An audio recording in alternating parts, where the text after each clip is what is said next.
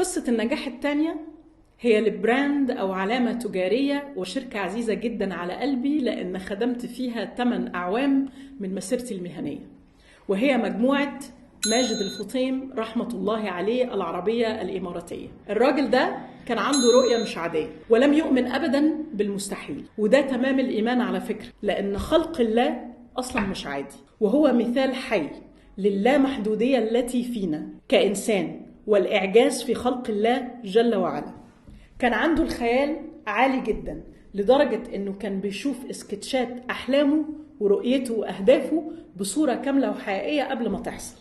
يعني هو صاحب فكرة وحلم بأن يأتي بالجليد إلى الصحراء في درجات حرارة مرتفعة جدا، ولا عقل كان ممكن يصدقها، وكان بيشوف أراضي الصحراء اللي مالية الخليج ويحدد بقعة منها ويقول هنا هيكون مول الإمارات، وغيره وغيره من بصمات وأحلام تتصف بالعبقرية، والأراضي دي لسه رمل، وفعلا يكون مول الإمارات. وزي ما كان أصبح حقيقة برضو سكي دبي وسكي مصر، اللي هو اختبار تجربة التزلج على الجليد بمختلف أنواعه في بلاد لا تعرف الجليد ولم تعرف يوما إلا درجة الغليان.